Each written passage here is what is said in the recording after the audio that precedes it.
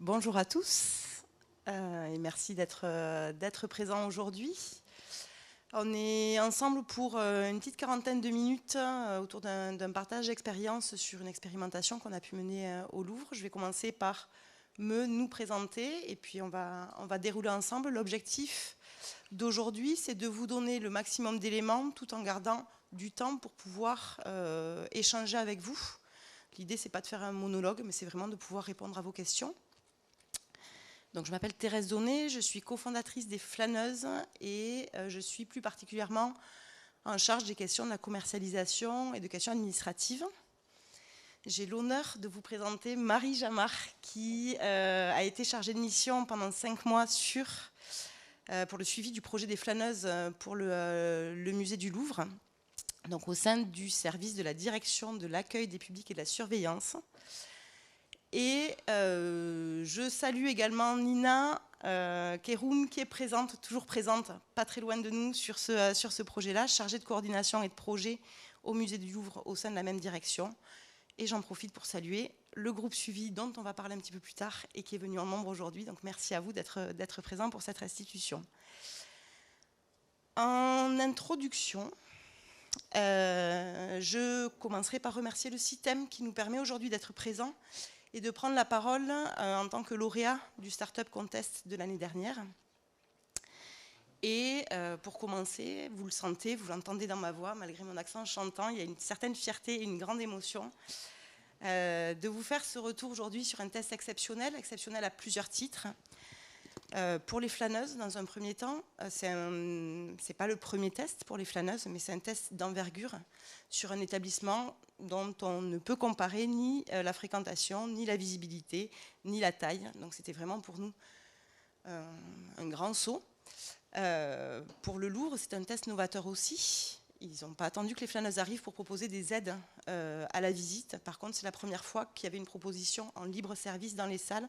On verra quel a été le questionnement et quels ont été les différents impacts à leur niveau. Donc on va revenir sur la mise en place du test, les objectifs, les moyens qui ont été déployés, la réalité sur le terrain et ce qu'on a pu observer en tant que résultat. Hop. Si j'oublie de passer. Je vais prendre juste 2 minutes pour vous présenter les flâneuses. On ne fera pas la même chose pour le Louvre que vous connaissez plutôt bien. Voilà, on a quand même besoin encore de préciser ce que sont les flâneuses. Donc les flâneuses, c'est un siège mobile anti-fatigue. C'est une solution qui vise à répondre à toutes les situations de fatigue que l'on peut avoir quand on fait une visite. C'est une solution qui est made in France et qui est à destination des établissements recevant du public pour améliorer l'expérience de visite. Et de manière beaucoup plus synthétique et imagée. Nous avons imaginé des sièges mobiles pour améliorer l'expérience de vos visiteurs.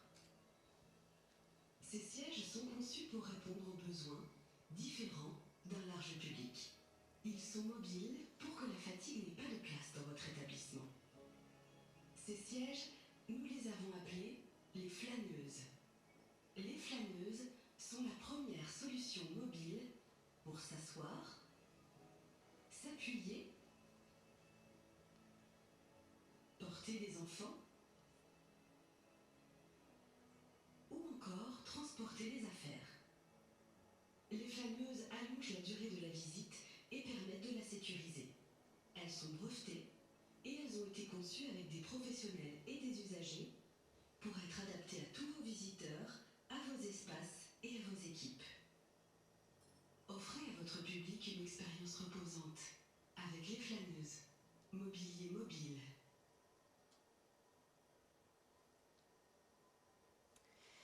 Alors on va reprendre depuis le commencement, le début, et vous ne le voyez pas, mais les mots qui ont été choisis, c'est audace et engagement. Alors pourquoi audace et engagement ? Les premiers échanges que nous avons avec le Louvre se situent entre fin 2020 et début 2021. On est clairement dans une période où le musée est fermé, où il n'y a pas de public, et on leur présente à ce moment-là une flâneuse qui est qui est au stade de prototype. Donc il fallait y croire. De notre côté, il fallait y croire fort du leur. Et tant du côté du Louvre que du côté des flâneuses, il y avait une volonté commune de pouvoir tester, avant de parler d'équipement, du fait de tout un tas d'éléments dont on a déjà parlé, les conditions de test. Pour nous, c'était quelque chose de nouveau, donc il y avait vraiment la volonté de tester. Tester un produit comme celui-ci, c'est un produit industriel, je l'ai dit avant, il est fabriqué en France, donc ça veut dire qu'il faut réussir à produire ces solutions-là, donc ça veut dire trouver un financement. Et il y avait aussi une volonté de dire on teste, mais on mesure, qu'est-ce qu'on va mesurer, comment on va mesurer, donc ça commençait à faire un test d'une certaine ampleur. Ça a pris un petit peu de temps et on a réussi à trouver une solution. La solution qui a été trouvée, c'est au travers d'un marché public innovant qui a été financé, et on profite de l'occasion pour les remercier, qui a été financé en partie par la Caisse de retraite d'Île-de-France, avec l'ambition d'aller mesurer qu'est-ce qui se passe aussi pour des publics fragiles. Et on a intégré à cette expérimentation-là un cabinet externe pour mesurer les effets. Et on les mentionne, même si elles n'ont pas pu venir aujourd'hui, mais c'est l'équipe de Kimso. Et je vais transmettre la parole à Marie, qui a fait vivre ce test pendant les 5 mois, pour vous présenter les objectifs, le déroulé et les résultats. Merci Thérèse. Donc moi, je vais vous parler un peu vraiment de l'expérience, comment ça a été vécu pour les équipes du Louvre, donc l'expérience d'un point de vue des agents, mais aussi des visiteurs, puisque comme l'a dit Thérèse, il y a un grand travail qui a été fait avec le cabinet Kimso pour l'élaboration d'un questionnaire, qui a été passé ensuite par les équipes du musée. Et donc les résultats qu'on va vous présenter, c'est le fruit de 5 mois d'observation, avec 106 questionnaires qui ont été passés, 90 observations, donc voilà, un bon panel de résultats. La première question qui se pose, c'est pourquoi est-ce qu'on a voulu faire un test au musée du Louvre ? Eh bien, tout simplement parce que, comme Thérèse a commencé à vous l'évoquer, le Louvre, c'est un musée qui est quand même assez hors norme. Actuellement, on est à 30 000 visiteurs par jour. Et vous comprenez bien que dans cette optique-là, de ce flux important, la question de rajouter un dispositif qui serait en libre service, ça posait pas mal d'interrogations. Donc il a fallu faire un test pour savoir si ce serait viable par rapport au flux de visiteurs. Test aussi parce que le musée propose déjà des aides à la visite, donc poussettes, fauteuils roulants en prêt. Et la question qui se posait, c'est est-ce que ce serait une réelle plus-value par rapport aux offres qui existent déjà ? Et autre aussi interrogation par rapport au musée, c'est que, comme vous allez pouvoir le voir dans la slide suivante, c'est que le musée du Louvre, ça comprend 3 régions muséographiques, que sont les régions Denon, Sully, Richelieu, aussi le Jardin des Tuileries, qui est rattaché au musée du Louvre. Donc la question d'un test, ça allait aussi servir à identifier les points, les besoins, les difficultés de chaque région, puisque chaque région est constituée de ses propres équipes et chaque région est confrontée à ses propres problèmes de visiteurs, sa propre géographie. Donc on a opté pour un test qui serait les 3 premières semaines constitué d'un test à l'assistance, donc sur le même fonctionnement des prêts, des poussettes et des fauteuils roulants, pour que les agents du musée et que les visiteurs puissent se familiariser avec le dispositif, qui est un dispositif nouveau. Mais très rapidement, on est passé à un test région par région pour pouvoir identifier les endroits qui seraient le plus propices à la déambulation des flâneuses, mais aussi les potentiels endroits de dépôt, puisque le principe du libre service, c'est qu'on peut prendre là où on veut et déposer la flâneuse là où on veut. Donc identifier les points qui seraient propices au dépôt, notamment je pense aux escaliers ou aux points de sortie. Donc, on a commencé les 3 premières semaines de test à Sully, donc la région qui est celle qui forme le carré. Ensuite, 3 semaines de test à Richelieu. On a notre représentante Richelieu dans la salle. Ensuite, les flâneuses sont partis pour un test de 3 semaines aux Tuileries pour tester sur le terrain. Là, on est retourné à un test en pré-contrôlé pour les visites commentées des Tuileries. Ce sont des visites qui durent 2 heures. Généralement en plein soleil, sous le vent. Donc voilà, il y avait la volonté de tester un dispositif là-bas aussi. Et après, on est revenu à un dispositif donc à Denon, qui est la région généralement la plus peuplé puisqu'il y a la Joconde, les grandes peintures françaises, donc voilà, généralement beaucoup de monde. Et on a terminé enfin avec un test de 3 semaines en libre service sur tout le musée pour vraiment faire un peu le test en conditions réelles. Et donc c'est l'ensemble de ces 5 mois de test qu'on va vous détailler, les résultats qu'on a pu en tirer. Donc, pour mener à bien ce projet, il y a eu la constitution d'un groupe de suivi qui a été créé. Donc, groupe de suivi qui a été piloté avec une chargée de mission, donc, qui est Nina, qu'on a présentée tout à l'heure. Mais à ce groupe projet, c'est adjoint à chaque fois un chef d'équipe et un intervenant de chaque région, mais aussi des représentants en fait, de chaque service qui est confronté au public, donc des représentants de l'accueil, de l'assistance handicap, de la logistique, du hall Napoléon, et de moi qui ai rejoint l'équipe en renfort pour le pilotage.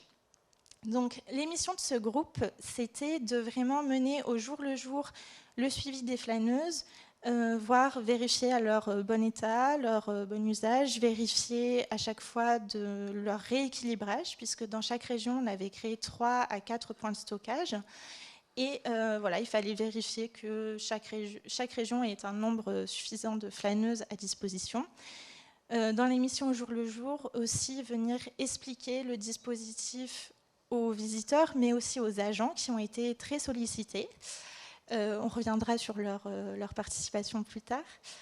Et autre mission de ce groupe de projet, c'était sur le long terme d'organiser des réunions de présentation à chaque service, à chaque début de phase, et des réunions de bilan pour préparer le bilan général qui sera soutenu à la direction prochainement.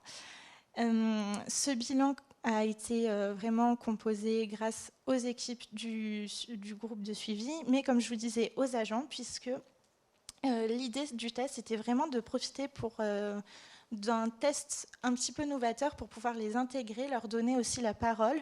Donc c'est pour ça qu'il y a une adresse mail qui a été créée, où ils ont été invités à vraiment déposer tout ce qu'ils avaient à dire, que ce soit les retours d'expérience, leurs observations, les points négatifs, les points positifs, leurs préconisations. Et grâce donc à la présence du groupe projet, chaque agent a reçu 1 voire 2 réponses de la part d'une personne qui faisait partie du groupe des flâneuses. Et ces agents, voilà, au jour le jour, ils avaient pour mission de vérifier donc, les usages détournés, les dépôts, qu'il n'y ait pas de dépôts dangereux, parce que c'est un peu la limite du libre service. Ça repose sur la civilité des utilisateurs. Et ce qui ressort, c'est que quand même, en très très grande majorité, on a observé des usages conformes et des utilisateurs de flâneuses qui vraiment faisaient attention à l'endroit où ils redéposaient la flâneuse, donc pas sous une œuvre ou pas en plein milieu. Donc c'était quelque chose de positif. Ce qui fait que le test, au final, il y avait des petites appréhensions de la part des agents sur est-ce que ça n'allait pas rajouter du travail. Et la conclusion au bout de 5 mois de test, c'est qu'il y a eu pour certains une charge de travail qui a été rajoutée, mais qui est considérée comme tout à fait acceptable. Et surtout, plusieurs agents qui nous ont dit qu'en fait, avoir eu ce test, ça leur avait permis de mieux se rendre compte des besoins des visiteurs et surtout de mieux pouvoir y répondre. Parce que dire à un visiteur qui est fatigué qu'il n'y a plus de banc, qu'il faut qu'il retourne à l'assistance, qu'il fasse 40 minutes de trajet pour chercher une poussette ou un fauteuil, c'est toujours très frustrant. Alors que là, avoir une solution dans les salles, ça leur permettait de se soulager un petit peu et de soulager les visiteurs, comme on va le voir. Donc, en fait, la réalité du terrain, c'est ce que j'ai dit. Voilà, j'ai un peu débordé, ouais. Donc, pour les usages qu'on a pu observer, comme Thérèse vous l'a présenté tout à l'heure, la flâneuse, l'idée, c'est vraiment d'avoir un matériel qui relève de l'accessibilité universelle, c'est-à-dire un même outil qui peut être utilisé pour tous les types de publics. Et là, on vous a mis quelques photos pour que vous ayez une idée, en sachant que ce n'est évidemment pas exhaustif. Mais on a par exemple sur la photo de gauche un copiste qui est venu 1 fois par mois environ prendre la flâneuse directement dans les salles pour aller copier les œuvres qu'il avait envie, parce que pour les personnes qui sont allées au musée du Louvre et toutes les personnes de manière générale dans un musée, il n'y a pas des bancs partout. Et donc, voilà, là, c'était vraiment un usage scolaire, mais on a aussi l'usage fait pour les enfants. Donc, l'usage pour les enfants qui vient en premier, c'est vraiment l'usage poussette. Mais comme on peut le voir sur la photographie, là, on est plus sur un usage de rehausseur. Parce que c'est une chose à laquelle on ne pense pas toujours, mais c'est vrai que les œuvres, même s'il y a un effort qui est fait de la part des musées, elles ne sont pas toujours à hauteur des enfants. Donc là, on a un usage auquel on ne pense pas du premier coup, mais qui est très utile. Et dans les autres photos, là, on a l'usage plus traditionnel auquel on pense plus pour les enfants, qui est celui des poussettes. Ce qui a été très apprécié, c'est pour les familles avec 2-3 enfants, en fait, on peut mettre les enfants sur un même objet. Ça permet de ne pas se démultiplier et surtout de canaliser les enfants dans un même espace. Ça, canaliser, c'est un mot qui a été souvent employé par les parents quand ils parlaient des avantages de la flâneuse. Et après, quand on vous dit que la flâneuse, ça a servi vraiment à tout type de public, c'est que là, on a les enfants, mais dans l'autre spectre, les personnes âgées. Par exemple ici, donc là c'est dans le cas des visites aux Tuileries, une personne âgée qui a utilisé la flâneuse en déambulateur et à chaque fois que le guide conférencier marquait une pause, a pu s'asseoir et donc profiter mieux de la visite.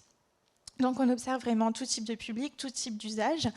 Et la grande question qu'on peut se poser, c'est au final, quels ont été les impacts de ces flâneuses.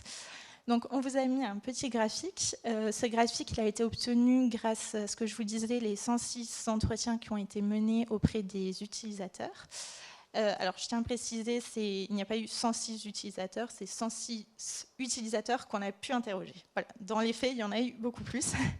Mais voilà, donc là, ça vous donne quand même une petite idée. On a décidé d'interroger en termes de sécurité, de confort, mais aussi de sentiment d'être bien accueilli par le musée. Donc, globalement, c'est très positif. Pour la sécurité, c'était vraiment la notion de... Ce qui a été apprécié, c'était le harnais pour les enfants, la sécurité pour les personnes fatigables qui peuvent s'asseoir et aussi une sécurité à laquelle on ne pense pas toujours, mais qui est celle de la fatigue mentale.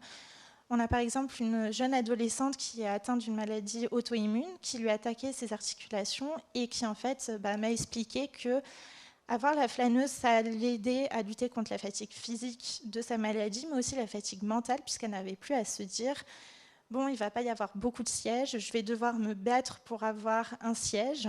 Là, avec la flâneuse, il y avait ce stress en moins, cette charge mentale en moins. Donc, c'est directement lié à la notion de confort.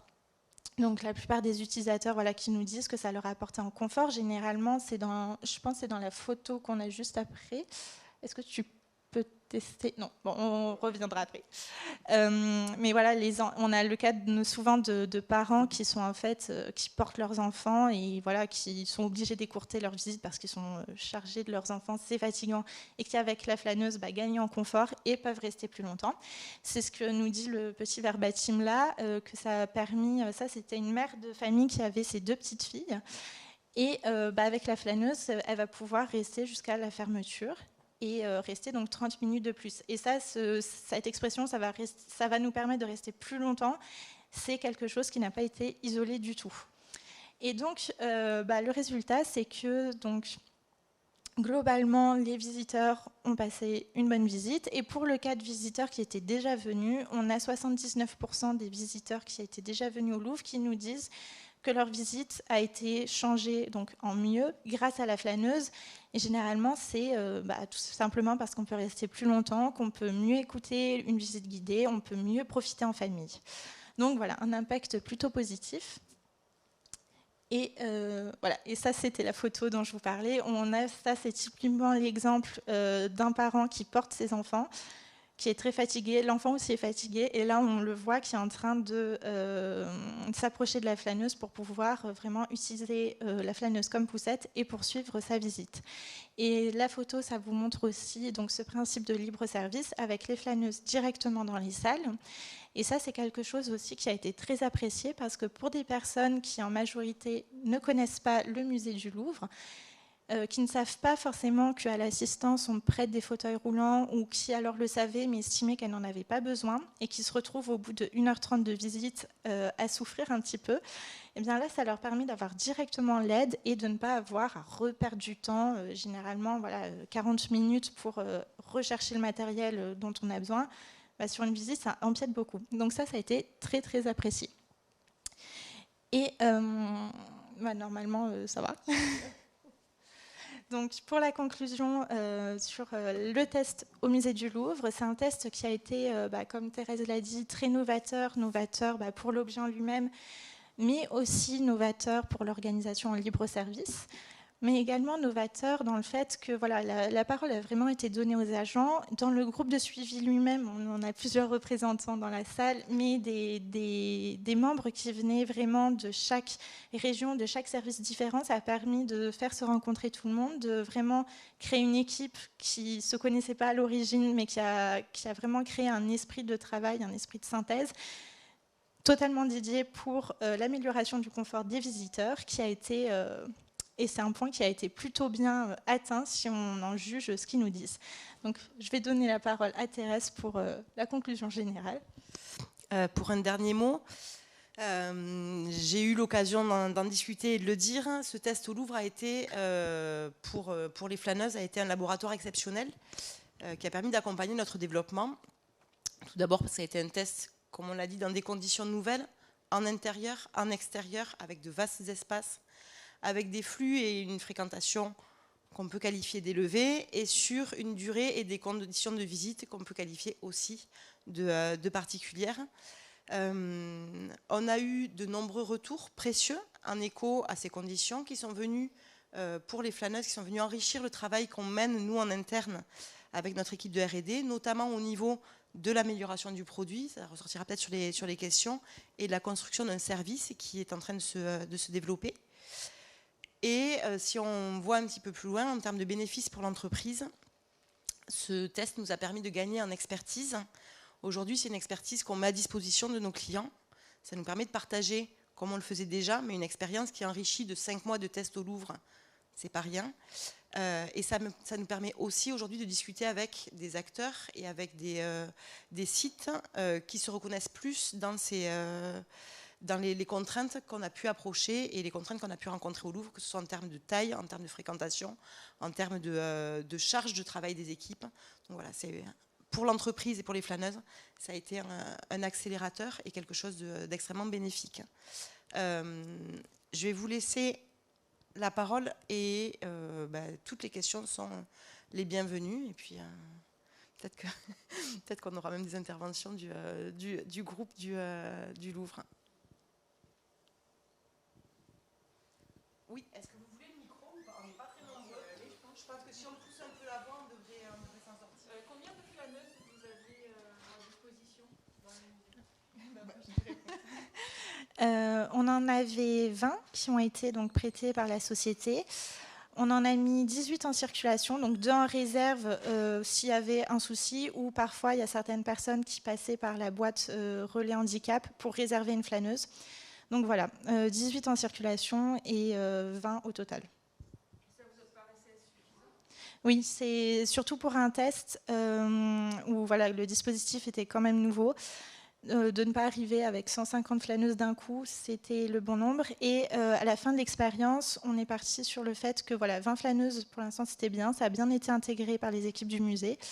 Et il y avait une très bonne circulation. Ça, c'est une chose à laquelle on n'a pas insisté dans la présentation, mais il y a eu comme vous pouvez le voir, chaque flâneuse a été stickée et numérotée, ce qui nous a permis de suivre les flâneuses.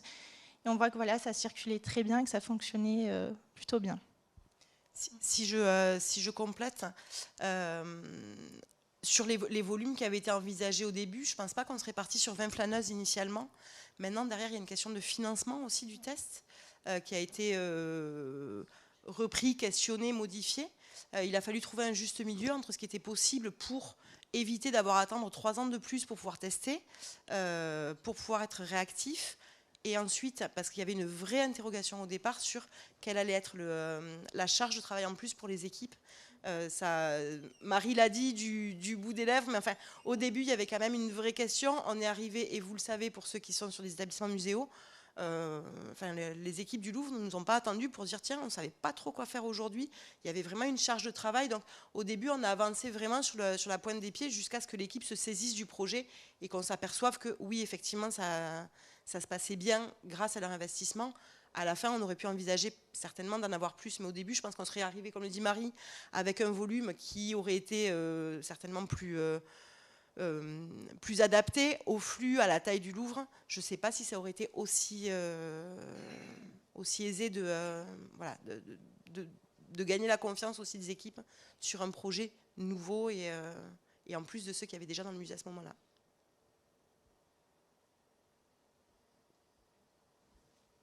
Oui.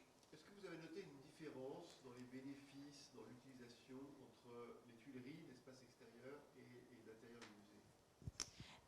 Dans les points qui ont été appréciés, c'était les mêmes, donc à savoir le fait de pouvoir se reposer tout le temps, surtout pour les Tuileries où c'est quand même un terrain qui est assez compliqué pour les visites.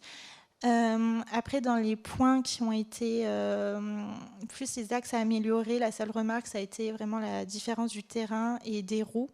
Le terrain des Tuileries n'est pas le plus adapté pour ce genre de roues en état. Mais l'idée du dispositif en lui-même, en prêt, était adaptée. Donc la seule différence, ça s'est joué à ce niveau-là.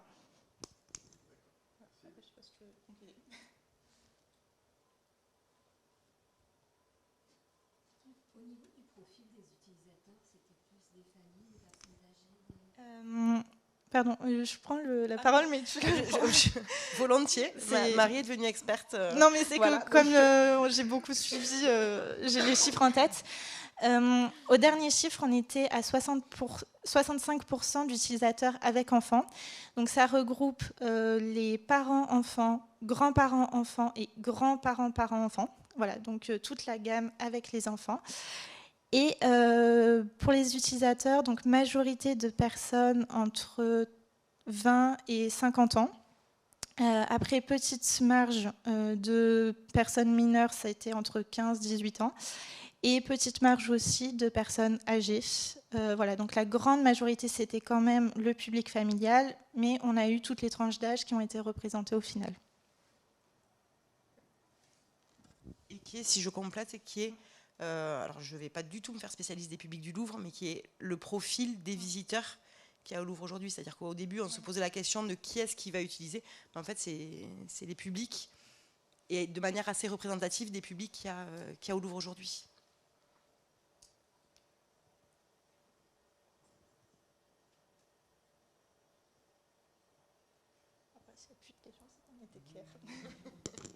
Et, oui. Est-ce que la chaise, est-ce qu'ils étaient disponibles tout le temps ou il y a des moments, il y a des ruptures de stock, il y a, en fonction de demande, est-ce qu'il fallait réserver à l'avance Non, les seuls cas où ça a été réservé à l'avance, c'était pour le cas de publics handicapés. Puisqu'il existe une boîte relais handicap au Louvre et il y en a certains qui l'ont réservé à l'avance. Après, le principe, c'était vraiment, on va dans les salles, si on a une et qu'on en a besoin, on la prend, mais il n'y avait pas de côté réservation vraiment pour le public directement en salle.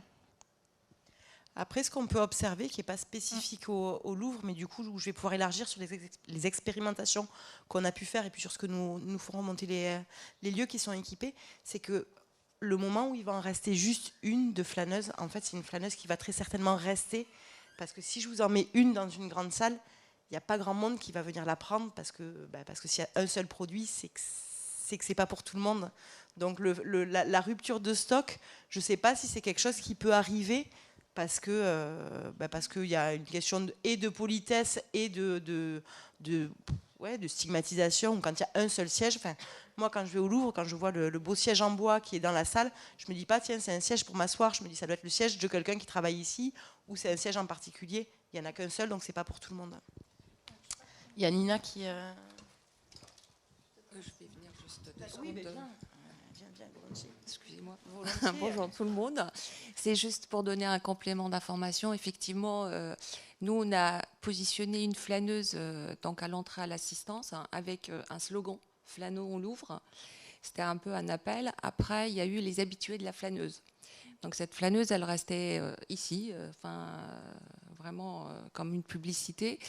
Et on avait toujours les mêmes personnes qui venaient demander la flâneuse. D'ailleurs, on en a eu avant-hier et les équipes ont dû intervenir pour dire que le test était terminé et que la personne a trouvé ça scandaleux qu'on n'ait pas gardé les flâneuses. Voilà, donc pour vous dire un petit peu.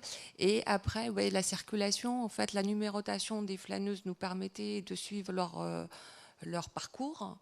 Et après, il y a eu une alimentation, un rééquilibrage aussi des équipes, très souvent, pour qu'on puisse en avoir partout. Et le fait d'en avoir mis partout, en fait, le problème, clairement, ne s'est pas posé. Après, nous, sur notre demande d'acquisition, on en met aussi, comme elle disait Marie, de côté pour tous ceux qui vont venir et qui vont avoir besoin de cette flâneuse. Et pour juste compléter de tout ce qui a été dit, en fait, pour le Louvre, les 5 mois ont été une expérimentation vraiment très, très riche, très intéressante. Je pense qu'on a tous appris beaucoup de choses avec mes collègues. Déjà de travailler en équipe, une équipe très très large, parce que vous savez, on est très très nombreux au Louvre, on ne se connaît pas tous. Et du coup, ça nous permet de se connaître, de travailler ensemble, de voir un peu le fonctionnement des services, de faire une étude aussi de public. Donc on se rend compte que les personnes vraiment fatigables ne viennent pas très souvent parce qu'il n'y a pas d'outils. Clairement, c'est difficile de prendre un fauteuil roulant quand on n'est pas à mobilité réduite. Par contre, c'est plus sympa que quand on s'est perdu 3 fois et qu'on se retrouve avec une flâneuse dans les salles et on se dit je vais poser 2 gamins, le sac, les parents, la mère qui voilà. Et c'est un soulagement. Enfin, j'en parle par expérience. Hein. Et on se dit voilà, ouf, c'est bon. Ça soulage vraiment dans la visite. Et puis, ce qui était aussi un peu innovant pour nous, c'était la brigade de pompiers qu'on a au Louvre et qui parfois, on avait des malaises ou des gens qui en prenaient en intervention. Bon, la flâneuse a beaucoup servi aussi. Au lieu de les porter dans le siège à 2, c'est très lourd. Donc la flâneuse, elle a eu vraiment un rôle très très important dans cette expérimentation. Oui, pour conclure, je dirais que c'était gagnant-gagnant et que voilà, on a appris les uns des autres et c'était une sacrée aventure. Et oui, on serait très ravis de les avoir. Voilà. Un grand merci, Nina. Oui, du coup, il y a plein de questions. Du coup, ça y est, c'est parti. Alors là, c'est parti. Nina, tu veux... Je pense que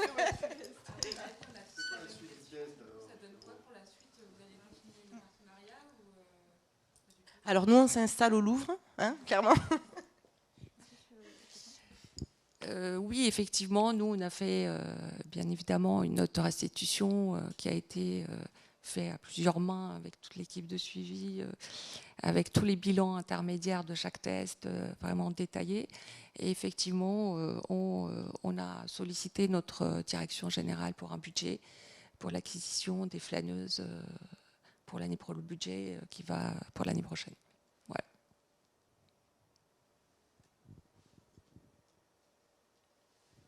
Monsieur, c'était la même question. Oui, tout à fait sur la suite. Okay. Oui, c'est une suite positive.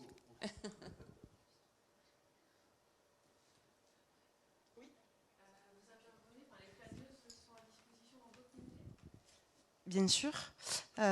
Aujourd'hui, on est, alors je n'ai pas le nombre de musées en tête, mais il y en a une dizaine ou une quinzaine. Aujourd'hui, on est présent sur l'ensemble des musées de Toulouse, hein, puisque c'est les musées qui ont co-conçu avec nous, qui ont expérimenté dès le départ. Donc forcément, c'était pour eux directement possible de voir les bénéfices.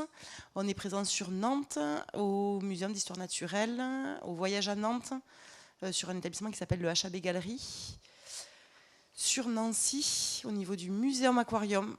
Et on est en train de travailler en ce moment sur les livraisons pour fin septembre, début octobre 2022, où on aura des établissements sur Strasbourg, sur Paris. Voilà, donc c'est en train de se disperser petit à petit, et c'est ce qui fait que ça fonctionne aussi, c'est qu'il y a vous le voyez bien, vous êtes toujours dans un établissement, enfin voilà, les professionnels commencent à l'identifier, les visiteurs aussi, on commence à avoir les premiers visiteurs. Nous, on a eu des retours parce que forcément les gens savaient qu'on était au Louvre, donc des gens qui nous disent « Ah, j'ai pu tester », et d'autres qui nous ont dit « Ah, j'étais à Nancy, j'ai vu », enfin, ça commence un petit peu. Il faudra du temps avant que les gens demandent une flâneuse, et c'est pour ça qu'il y a un vrai travail de sensibilisation et de pédagogie à faire auprès des publics. Mais quand ça s'amorce, il y a quelque chose de très très intéressant qui se passe. Et donc là, j'ai parlé des musées. On est présent aussi en bibliothèque, médiathèque, et après sur des services auxquels on penserait moins, mais sur des services administratifs, des services de pompes funèbres. En fait, tous les lieux où les publics vont avoir à marcher, piétiner, prendre leur temps. Voilà. Oui. Je voulais revenir sur la charge de travail des agents liée à ce projet. Qu'est-ce qui représentait la plus grande partie de cette charge de travail? Est-ce que c'était la partie explication de l'expérimentation ou logistique, c'est-à-dire récupérer la flâneuse en fin d'utilisation, la ramener à son point de départ? Alors effectivement, il y avait, c'était une appréhension pour les équipes. C'est pour ça que on a constitué, pour un peu répéter ce qui a été dit, de tous les services, absolument partout. En fait, tous les services recevant du public, tout simplement des équipes sur place.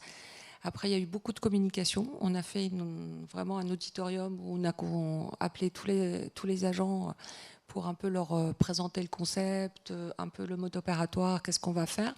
On a essayé le minimum de gestion. Donc la numérotation, ça nous permettait aussi de gérer la logistique. On a une équipe logistique au musée qui gère aussi la petite maintenance. Donc du coup, si on intervenait sur cette flâneuse, on pouvait suivre aussi sa maintenance. C'est toujours la même qui est défectueuse ou pas.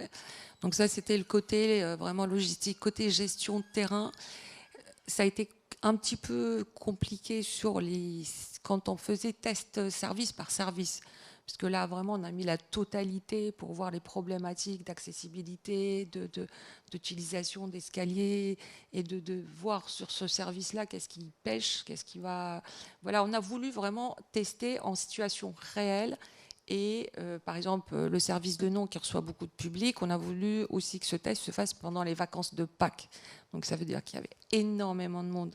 Et c'est ça qui était intéressant, c'est de sortir avec des éléments, pas se dire il y a 50 visiteurs à 9h du matin et puis je vais faire circuler les flâneuses, ça n'a aucun sens. C'est vraiment en situation de difficulté. Et là, en fait, on laissait vivre les flâneuses. On les remettait au moment de la fermeture, quand on ferme le musée et qu'on évacue le public, on redescend les flâneuses au point de dépôt qui était identifié. Voilà. Et l'équipe qui arrivait du matin, j'en faisais partie, de ceux qui arrivaient très tôt le matin, et pour un peu récupérer les flâneuses qui restaient à droite à gauche.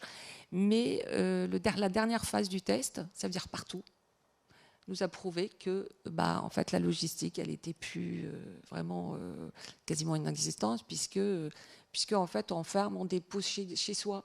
On ne va pas chez le voisin, on ne fait pas des kilomètres. Voilà, je ferme, je suis à l'entrée, je dépose la flâneuse et je m'en vais.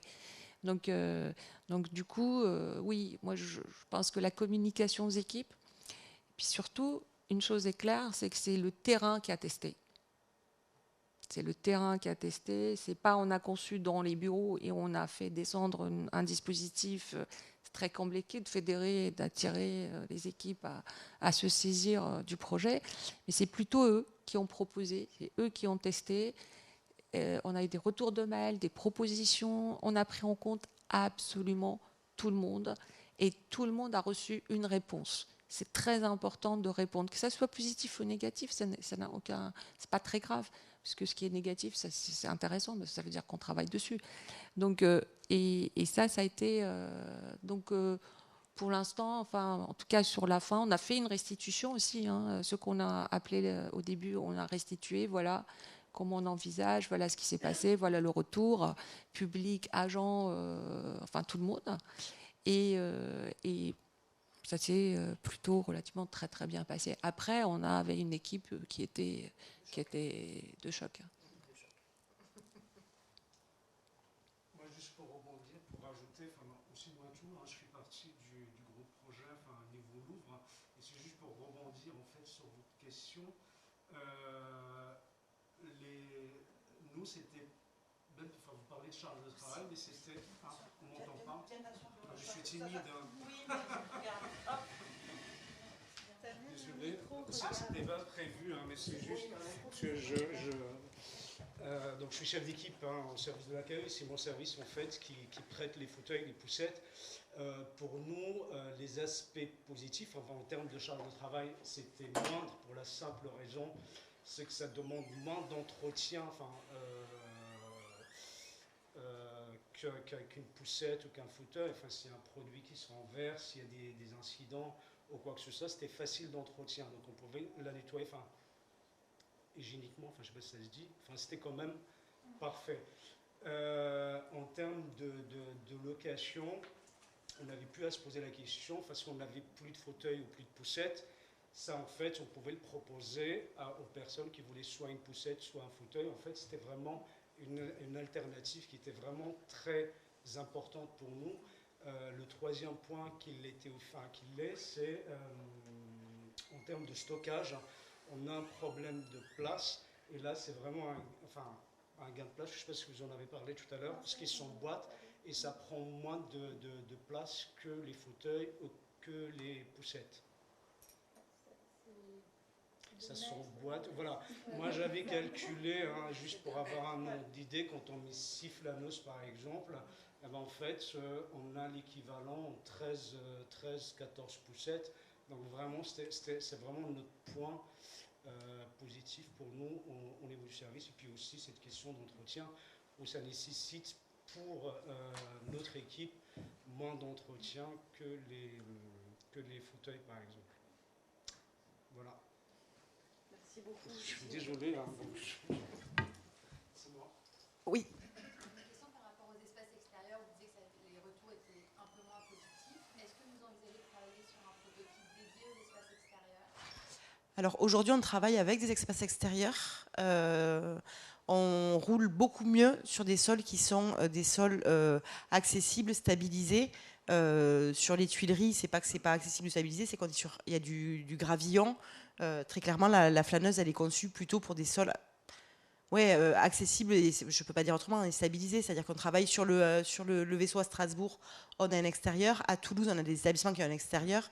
Les Jacobins, on est un extérieur aussi, y compris avec du pavé, mais avec du sol qui est stable. Là, les difficultés qu'on a pu rencontrer, je pense, et je laisserai Marie compléter si besoin, mais c'est qu'on va être sur du gravier. Et rouler sur du gravier, que ce soit en poussette, en fauteuil ou en flâneuse. Et je peux laisser Yves sur la question de la R&D. Vraiment de vélo, en fait. Essayer de faire du vélo sur un gravier un peu sablonneux, et d'aller voir que vous avez du mal à tourner. Donc on travaille déjà avec les extérieurs, et c'est le cas par exemple des parcs d'attraction ou autres. Mais effectivement, il faut faire attention au sol. Aujourd'hui, quand on a des demandes sur la côte atlantique de ok, nous, il y a du... Non, on ne va pas dans le sable en fait. Mais personne ne va dans le sable en roulant aujourd'hui. Et là-dessus, on ne fera pas de miracle.